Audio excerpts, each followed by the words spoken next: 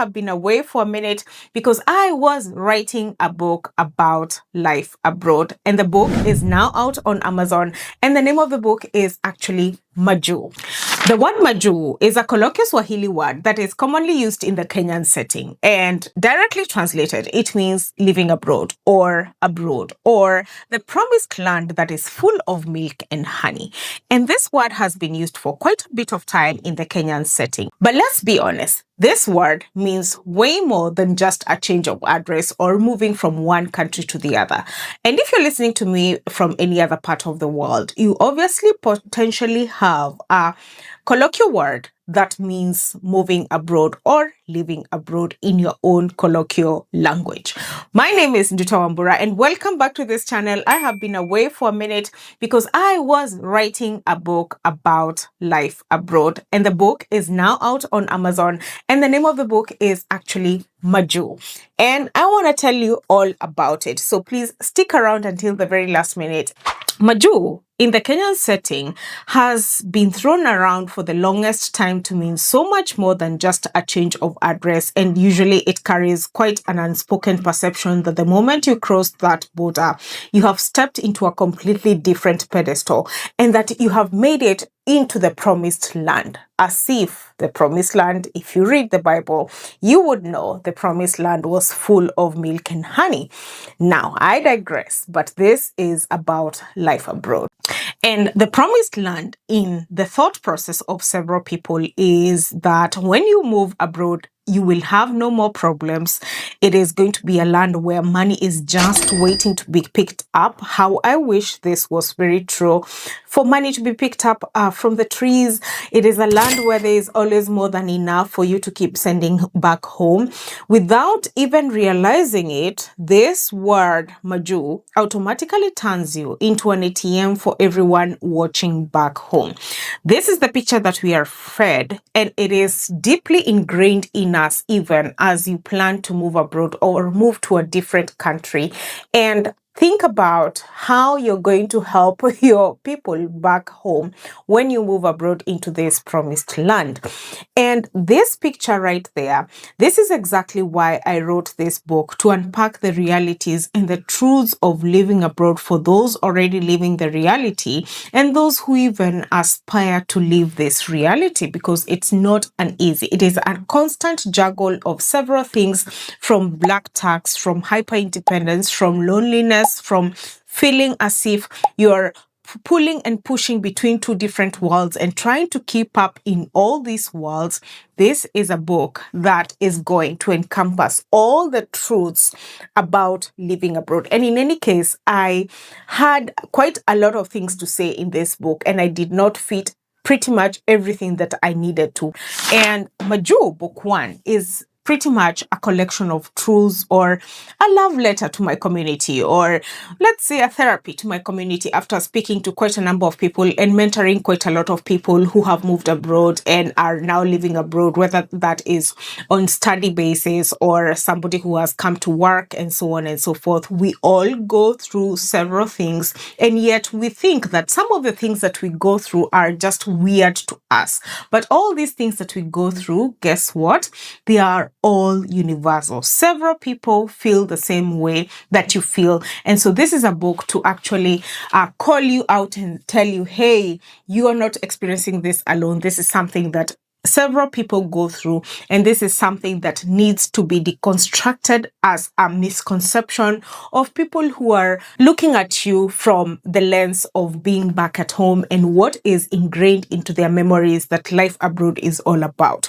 So this is a book that you need to grab as a person who is living abroad, and also as a person who is aspiring to move abroad, and also as a person who has even a relative who lives abroad if you're back in Kenya. I aspire to bring this book in Kenya. It is now only available on Amazon. Feel free to also grab your copy. But the reason as to why that was deeply ingrained, that I needed to write this book, is that these truths needed to live in a very evergreen space that can be read over and over and passed over to other people who actually, are moving abroad or are already living abroad, which is why you need to grab a copy. So how did this book all come about? Because this was not something that I actually had even planned on doing.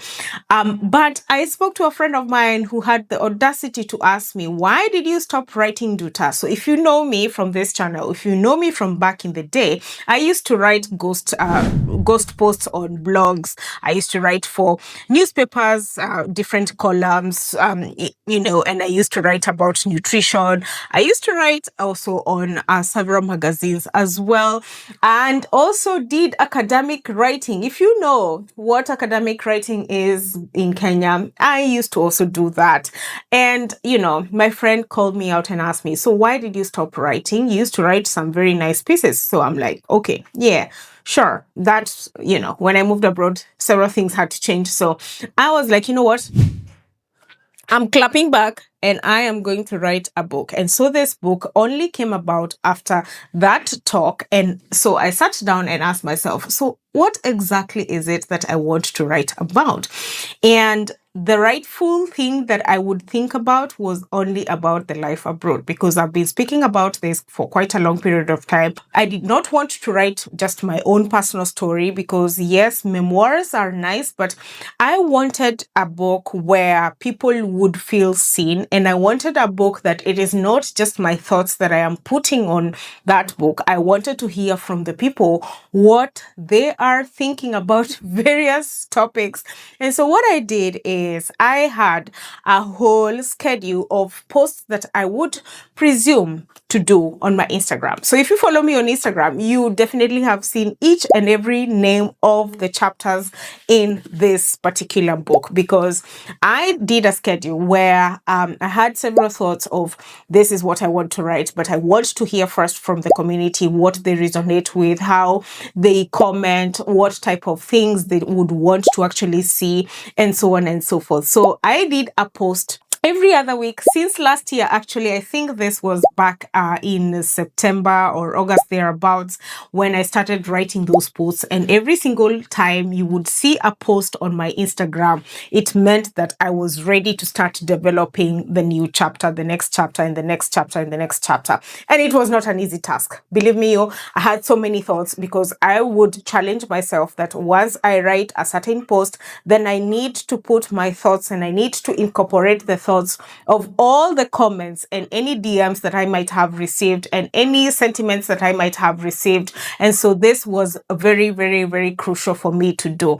So this was one of the things that I did to develop each and every one of the 13 chapters that is on this book. It is a 300-pager. Believe me, it was even more than maybe 500 pages. And I was like, there's no way I'm going to publish a 500-page book. No, not as a first book anyway. So I cut out so much. I had to fight a lot with my editor and ask them, hey, I need this to be seen. I need for these words to be there. But then again, my editor was like, you know what? Some of these topics that you're saying that they need to actually be there can be incorporated into a book 2 or a book 3, which is why I have this as a book 1, which is like a setup. It's a big setup for me and from my editor to have it as a book 1, because it means that I need to follow through and maybe do a book 2, which I am going to take that challenge for sure. But yeah, so I cut out quite a lot, because all what we go through sometimes cannot just even fit into a book. Sometimes you think that, the words that I am feeling, the words that I hear my community saying, there's a lot, and it is deep sitting that we go through from various topics. And so not all the topics were captured in this book as well. And obviously, even the topics that I captured, there's so much more that can be said depending on your truth and what you're experiencing as a diasporan. And this is not just even for Kenyans. So this book is not just for Kenyans. It can resonate to any other person who is living abroad, as much as the stories are based on a Kenyan mind, which is my mind and how I think and how people think and the people that I speak to think, this can also be read by anybody else who is living abroad, and you can potentially relate to the same truths of living abroad. So I would hope that you also grab yourself a copy and leave, me a comment or a feedback of how you found the book, because it is actually something that can resonate with you. Maybe one chapter or a few words can resonate with you. So this is how I wrote a whole 13 chapters, and I will let you in on the names of the chapters because I think it is excellent to know. And the names of the chapters are pretty interesting. They are fun. I wanted the book to be fun to read and easy to read, and something that is going to maybe spark some sort of thought process for you, and maybe a book where you will say, yeah, me too. Yes, I understand that. Yes, I agree with that, and all these kind of things. So I will let you in on the chapters anyway, because when you go on Amazon, you can already be able to see maybe a snippet of the chapters, perhaps. And so chapter 1 is about the departure. Chapter 2 is about Majuu. Chapter 3 is about Kuna wa Kenya, huko. Chapter 4 is about black tax, obviously. Chapter 5 is about ni saa ngapi, huko.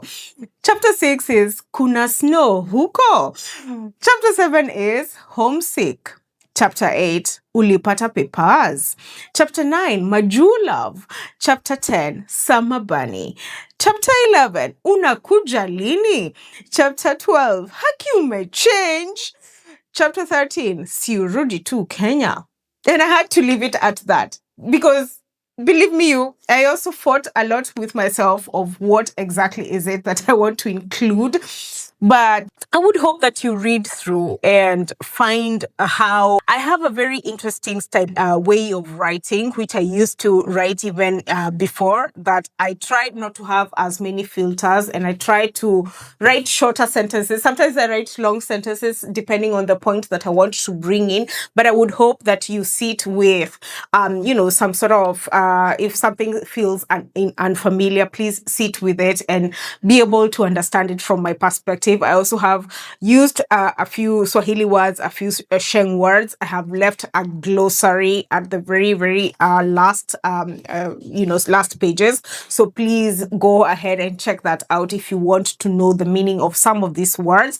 But please sit with it and learn maybe to sit with the unfamiliarity, perhaps, if you're reading it and you're not Kenyan. And, maybe add in your own words from your own perspective as well. But I would hope to hear from you as well. Send me the feedback when you grab your copy on Amazon, and I'll be more than happy to interact with you. Now, this book is obviously just as a beginning. I think we need to continue on, obviously, the discussions about, life abroad, perceptions, the misconceptions, all the things that, them things that come with life abroad, growing abroad. And this is the reason I tried to bring out the stylistic version of this life abroad. If you look closely, the word Majuu is, I hope that it is clear. The word Majuu is, has the pictures of Nairobi, the M and the A. If you look in the background clearly, these are pictures of Nairobi. And this was very intentional because I really thought about what would I like the design to be like. And so the thought of this was quite mind-boggling. So the word had to be Majuu for sure. That one I was very sure. And then we had M and A to be Nairobi. And then J would be you traveling. So this is a picture of an airplane. And the thing is, it had to be red in the red. And then the U, the two U's, are also pictures of planes, but then now they are green in color to show that you're coming from a red zone going to a green zone, which is usually the thought process of it. And if you also look extremely closely, you will see that this J is somehow up. It's not on the same line, because that was a whole analogy to show that it's as if you're coming from a certain sort of level and going to another level, which is what is perceived ideally. So which means that you're coming, if you look very closely and you are very good with graphics or whatever it is, you will see that that J is somehow a little bit not in the same line. But if you cannot notice it, it is very intentional. I hope that you can be able to notice, but that was the whole analogy of having Majuu name, and showing that, it's always thought that you're coming from a region that is not as good to a greener pasture, and the grass is not always greener on the other side, obviously.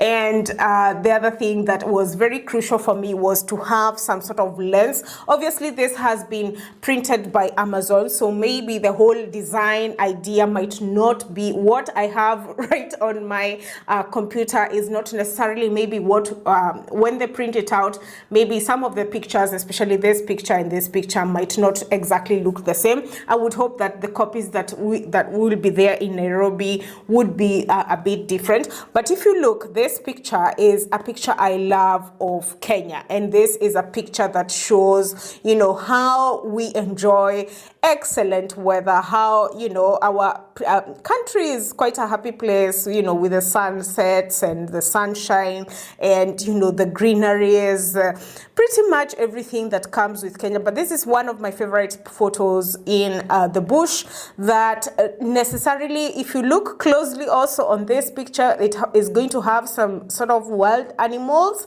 And this was a picture that I chose because I have this even in my house, and I also have it in several places. I love the picture anyway, so this was obviously my doing. This other picture is a Lisbon picture, one of my favorite places to actually be in Portugal, and this is a bridge. It's called 25 de Abril bridge. It is the 25th of April bridge, translated in English.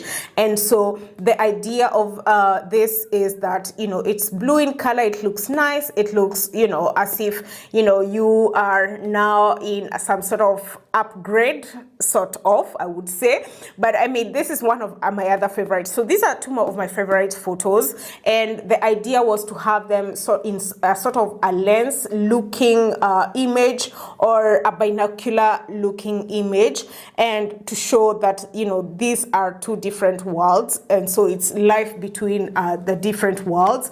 Ideally, like I said, since this was printed obviously by Amazon, the life that happens between these two worlds is right here in the middle, which ought to have been shown. But I believe that the Nairobi copies should be able to show this better, because I will go straight on to somebody who is going to print them much nicer, and print the cover much nicer, and bring the whole idea. So I hope that the cover is quite clear now, and obviously we have my writings of what the book is about and all that. And once again, my favorite place to be, the background of this bridge is always my favorite thing to have in Lisbon, because I live in Lisbon as well. So this is how this book came about. It was not just something that I decided, you know what, I'm gonna write something, etc.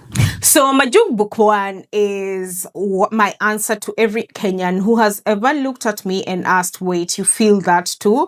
The book is now officially, obviously, available on Amazon, and I have made it incredibly easy for you, and I have put the link down on this description box so that you can be able to grab yourself a copy, grab a friend a copy. Perhaps maybe you're a parent and you have a child who is living abroad. Grab them a copy, and then they can be able to read it. Please read it and leave me a review, and let me know what chapter really resonated with you. Once again, like I said, it is book 1 for a reason, because I hope to do a book 2 and a book 3 based on maybe other stories of real life stories perhaps, but the idea is going to come along as soon as I start thinking about it. It's not easy to write a book. I will tell you, it's not easy to write a book.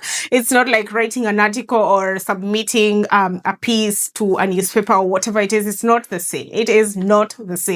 Writing a book is quite the task. I would not say that I wrote 1,000 words per day. Sometimes I would be like, you know what, I don't want to write this today. The thing about me is that I always plan things ahead, and I really want to stick to those plans. And I challenge myself like every other month, to the very least, complete one chapter. To the very least, just complete that chapter and say exactly all the things that you would want to say in that particular chapter. And then later be able to look at it backwards and see, does it make sense? Does it make grammatical sense? Does it make sense even to a Kenyan? Does it make sense only to me? And going through the comments and seeing exactly what has happened. It was not easy. It was not an easy task. I don't know whether I will do even book 2 or book 3. I will not lie to you that I would do it. But I would want to challenge myself to actually do it. But I would do it, obviously, after I have been able to go through, sell quite a number of these copies, and maybe do an audiobook and also do an e-book later and launch it in Nairobi. I cannot wait to launch it in Nairobi, and be able to, create another whole community. It's just keeping on building on the community that we already have here. So this is also to say that I am back on YouTube now. I am back on YouTube. YouTube had to stop for a minute so that I could complete it. Otherwise, I was going nuts because of being everywhere else. And so this book is something that you really need to go ahead and purchase, because life abroad has several facets, and several facets that we talk about or not talk about. And I think being part of the conversation of what you go through, whether that is in terms of, the difficulties that you go through, the highs that you experience, the weirdness that you feel that, this is so weird, I don't know how I'm even going through it.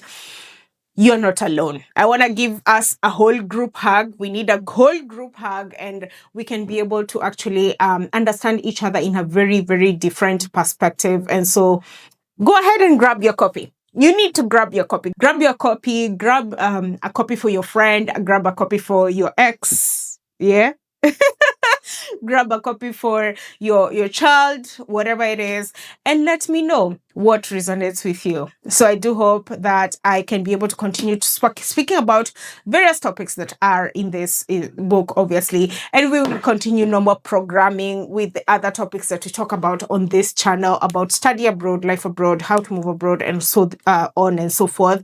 And so this is to just, let you in on what I have been up to in the past few months. And I have been away from YouTube, right?